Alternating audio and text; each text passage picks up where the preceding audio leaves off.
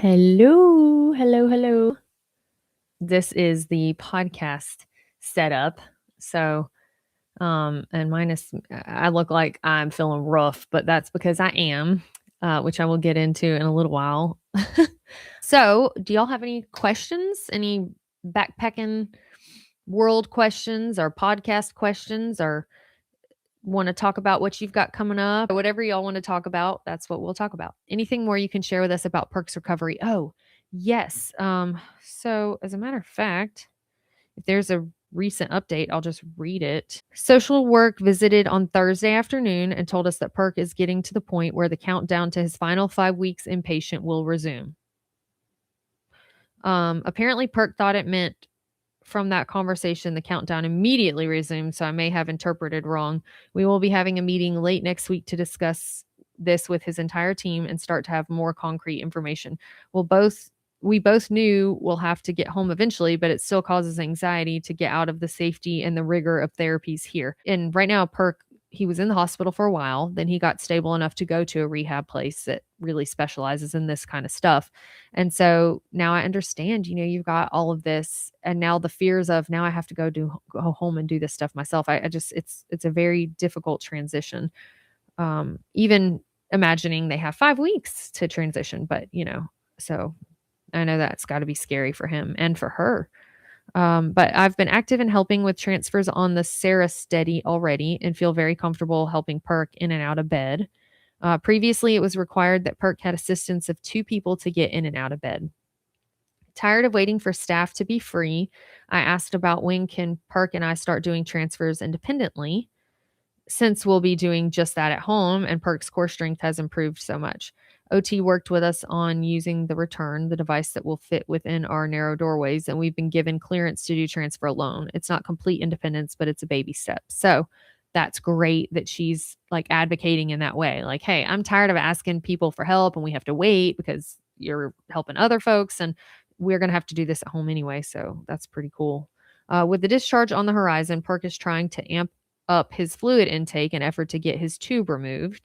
The dietitian will be sending up more liquids in between meals, as well as helping get a cup attachment for his wheelchair and a specialized long bendy straw to help Perk have better access to water independently. The vision therapist was very happy during their session that Perk was able to have more moments of single vision. I remember that he had issues with his vision, but it required a lot of energy and focus from Perk, but it is definite progress. Perk has a tendency to lean towards the left, even though the right side is his strong side. In effort to mitigate, PT had Perk wearing a weighted vest, which can sometimes help ground people and provide feedback to their bodies. That makes sense because you could feel yourself, leaning probably a little bit more. You'd notice it more. After walking in the balloon pants, the PT also took Perk's measurements for him to be able to use the exoskeleton next. And there are a lot of different devices and things like that she talks about. But the balloon pants, from what I understand, they take weight off of you. So you're walking, but not with 100 and whatever pounds that Perk has, or 200 pounds. You're walking with like 70 pounds offloaded. So I'm not sure what the exoskeleton thing is. Optimus Perk debuting next week. And I love that they've managed to keep their humor about them. So, I mean, as you can tell, he still is not independent at all. He still needs a lot of help. And I can't imagine how hard that has to be, going through life so independent, so adventurous. And then you literally have to have people to help you with everything. I just hope that he can maintain focus and determination. And I know that he can get back a lot, but sometimes when it doesn't happen as fast as you want it to, like I try to put myself in his shoes and I can't imagine it. I can't. So, but with that said, there's progress, he's definitely making progress. So, but I just felt like it would be easier to read an example of the posts that she makes instead of just summarizing myself. So it's been slow. This happened in November, right? October, November, something like that. So, I mean, it's been several months. But it's good that he's continuing to make progress. Do you have any hikes planned for the near future? I I have ones that are on the to-do list. I don't have things specifically scheduled. We are going to Yellowstone this summer for a family trip. So we will be doing some hiking there, but not backpacking. We're taking my stepdaughter, and she's like, no, there's no way. I want to work on the Alabama road walk, like filling that in and connecting to the Florida trail still. So that's stuff that's like close by. I do want to do some overnight um, camping trips with Bratcher for sure this year. Potentially some shorter overnights. And then at some point this year, I want to get in, a bona fide backpacking trip without Bratcher. So I don't have specific plans on what all of those are.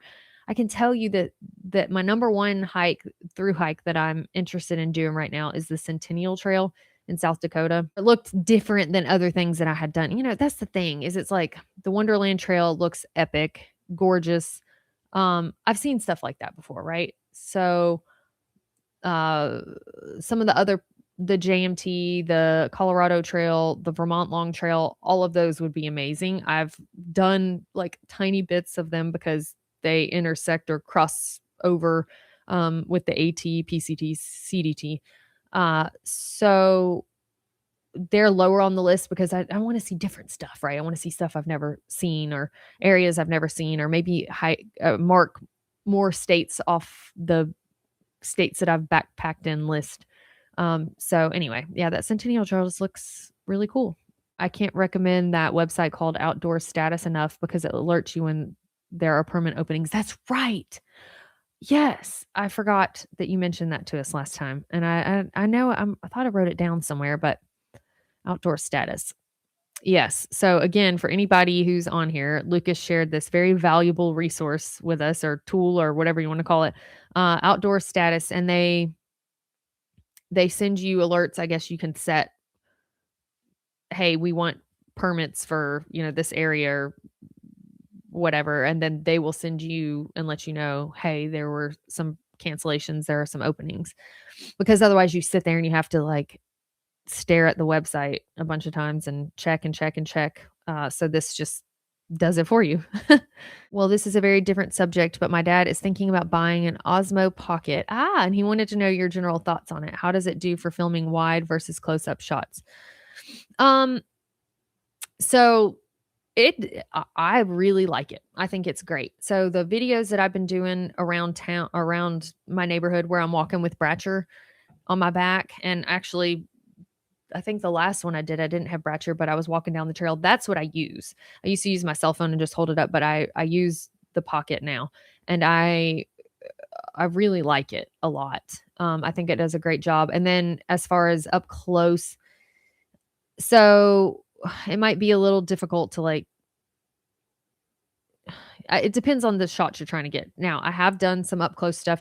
Some of the stuff that I've got where I'm doing like slow mo and you see it coming down a water source, or um, going up a tree, like tree bark and looking up at the tree, or, coming down, looking up at the tree.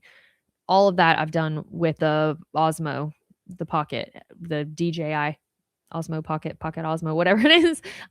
That so I really like it, and it does get good shots. Those I take in the slow-mo setting. Um, I think it is pretty versatile. I think it works better than a cell phone for those different shots.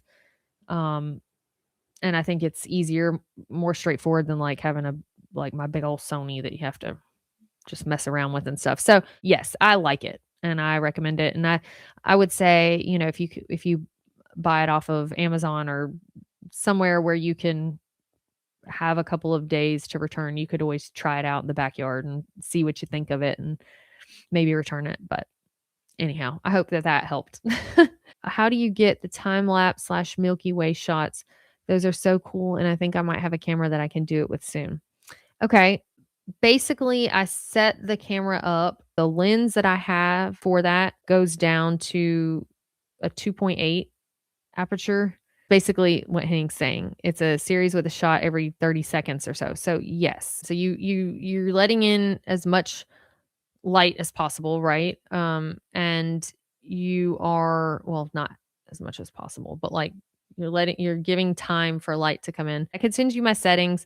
It's going to be different based on, where you are, how much light is in, but that's something that you'll have to play around with. But I could give you like a standard, try this, and then you can change it around from there. Obviously you have to be in manual focus. You have to be in, manual white balance. You don't want those things to be auto, because then you're going to have your camera trying to focus on different stuff. And the white balance will make everything crazy with the color. So anyhow, and I'm really dumb when it comes to this stuff actually, but I've learned like just enough to sound like I don't know what I'm talking about, but use some of the right words. I'm rocking a war bonnet XLC. After years of being a ground dweller, hammocking is becoming a real extensive hobby. That's awesome. That's cool. Yeah, at some point I'm sure that I will love hammocks, but I just hadn't gotten there yet. I guess I don't hurt bad enough yet on the ground. Rodney hates it. I bet he would like hammocking. I bet he would enjoy that more. Cause he's like, this living on the ground thing is not for me. Like, it's not my style. It's uncomfortable. And that's why I've taken up hammocking, getting harder and harder to go to the ground. Tell Rodney to give it a try. I can sleep. Oh, yes, I really should get him to try that. And it's funny because when we went and camped together while I was pregnant with Bratcher, I camped in the hammock and he was on the ground with Fancy because I was testing out a hammock and I felt like, being big pregnant was a good time to try it out. But I woke up very excited today since the AT is officially only 1 year away. I'm planning on starting the first week of March next year. Oh, that's amazing. That was something. So when I was talking to Kelly Hayes the other day, she said, I think it was your channel where you mentioned just pick a date. Just pick a date and put it on the calendar. And I think she's right. I can't tell you, oh yes, in such and such video I said that. But that's the way to do it. You pick a date and you go, I'm starting then. And even if you end up shifting it a few days or whatever because of, oh, well, you saw it's going to be freezing on the date that you wanted to start, but 2 days later it's going to be pretty warm. Like, start 2 days later. That's fine. But yeah, that is so exciting. I am just thrilled for you. What is the name of your new podcast? It is Off Trail with Dixie. So yeah, I'm sorry I didn't mention that. Thank you for asking that. I have done 3 different interviews for the podcast so far. I've got a girl that has helped me with eating better and is really just kind of a autoimmune health coach. I mean, she does things outside of autoimmunity, but she's amazing and she's very knowledgeable in that specific field. And she also likes to backpack. But she's the one that kind of got me on that journey. And then the second person that I've interviewed was a musician friend of mine from back in the day when I was involved in that world. And then the third person so far that I've interviewed is Kelly Hayes, who has a backpacking channel, but also does things like van life and cabin life. She's fixing up this cabin that was like partially built on some property she bought. And she's got a lot of cool things going for her. So just trying to talk to different folks. And then I've got a few scheduled out. I've got a guy, his name's Dr. Ken Berry. He's really into like carnivore diet, keto, low carb stuff. He thinks that that's the way and that helps a lot of people. Obviously might not work for everybody, but low carb, keto, carnivore. So some variations there. And then I've got scheduled a pelvic floor therapist, which some people may not find that as intriguing, but this podcast is who I am interested in talking to, the things that I'm interested in learning, and strengthening your pelvic floor can be useful for not just women, but also men. Although she does kind of specialize more in women. And then who else? Oh, Carnivore Snacks, Mark from Carnivore Snacks. So I've got several people lined up. I've reached out to a lot of other folks. And I'm really enjoying it a lot. I have really enjoyed every interview that I've done so far. I'm really excited. If y'all have any ideas, or if you're like, wow, I find this person that talks about this specific thing super interesting. I mean, the podcast is going to be all over the place. I'm thrilled. I have actually reached out to there's this guy named Chris Gillette who was an alligator wrestler, but now he's got his own sanctuary for nuisance gators. I mean, there's no way to save all of them, but he has saved a bunch, and he's been in the Everglades and like has so many pictures of gators swimming above him. And I just think what he does is amazing, and he brings education through social media to the public, and he's wanting eventually to have his sanctuary tourable, but it's just not there yet. So I've asked him to be on it. I'll keep checking in once we have some episodes drop. But yeah, some of the other people I've emailed were those that sanctuary I talked about, wildlife sanctuary. There's another one in Georgia that I've emailed.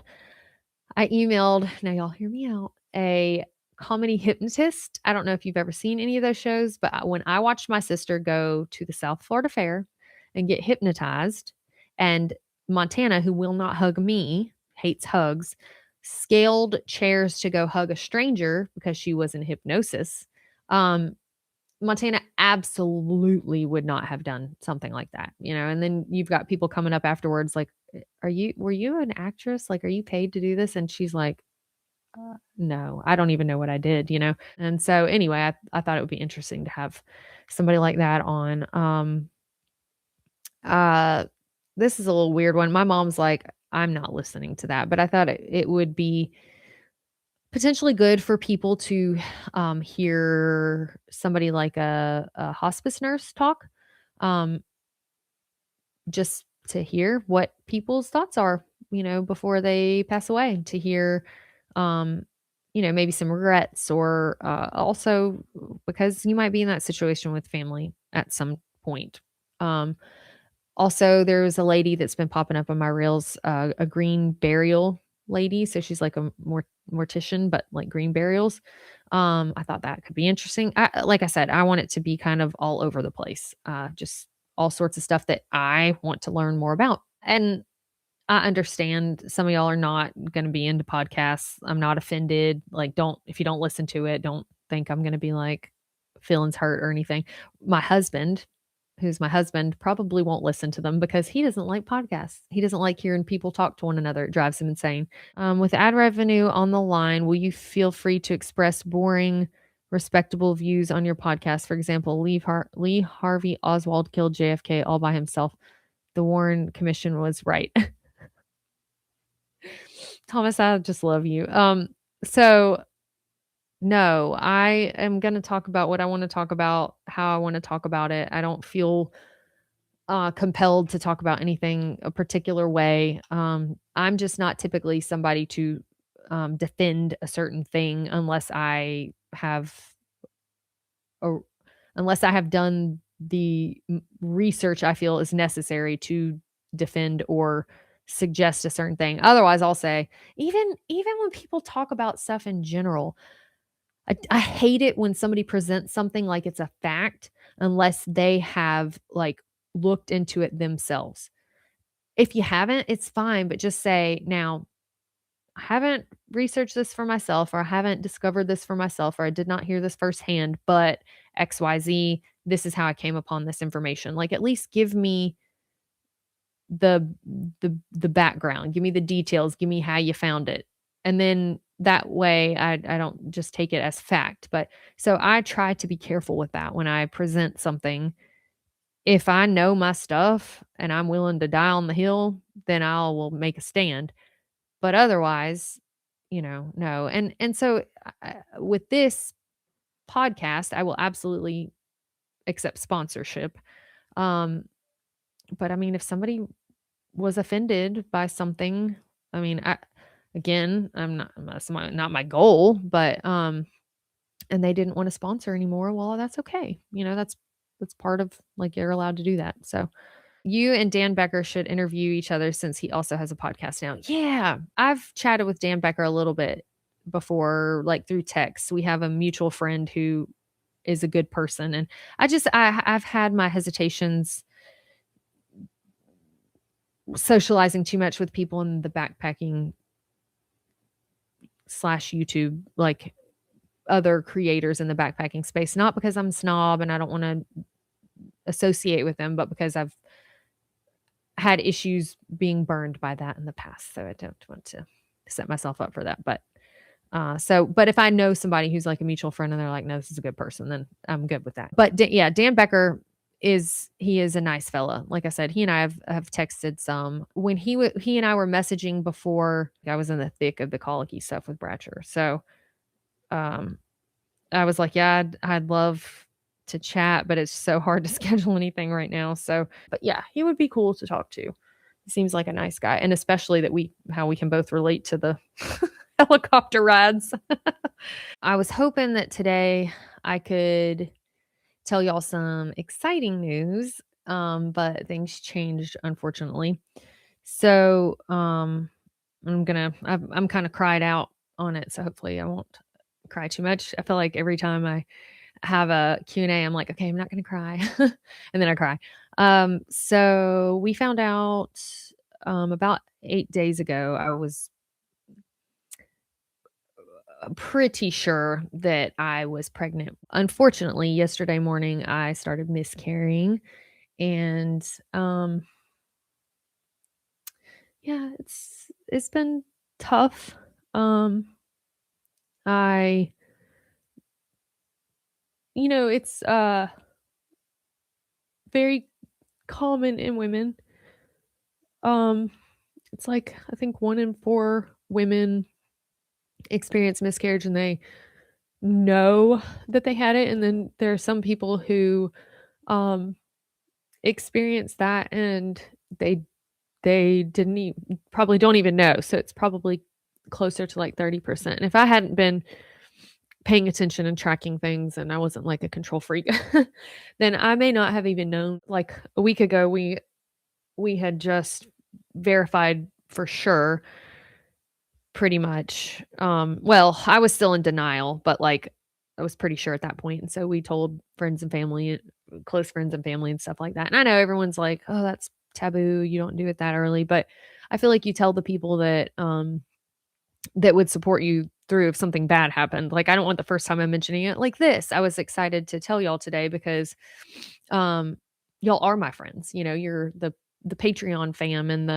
I know the members on YouTube, it's the same kind of thing. It's, y'all are the people that are closest to me in this community, and, um, so I tell y'all everything.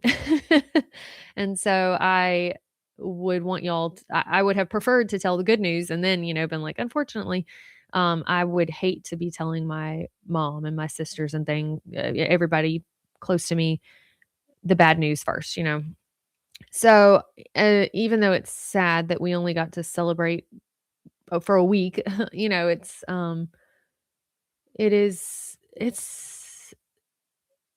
devastating.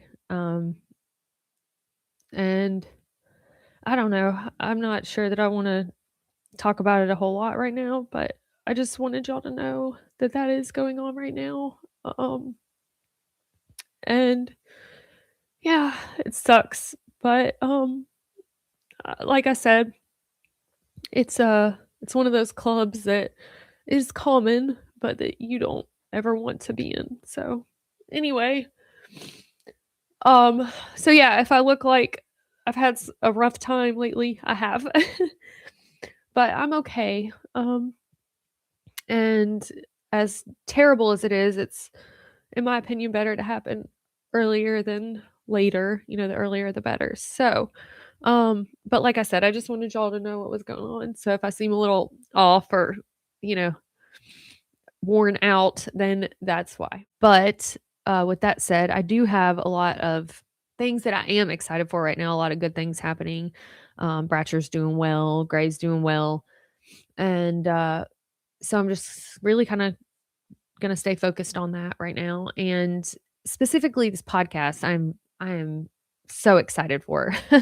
um, like I said, I've already had 3 what I feel like are good interviews. I'm sure I'll get 5 years down the road and look back at these first interviews and feel like, "Man, I really sucked at that then." But, this is the way you get better. You start and learn along the way. So, well, thank y'all very much again for coming on, and, I will schedule another one of these. We will do another one again soon. I will see y'all later. Okay. Bye, y'all.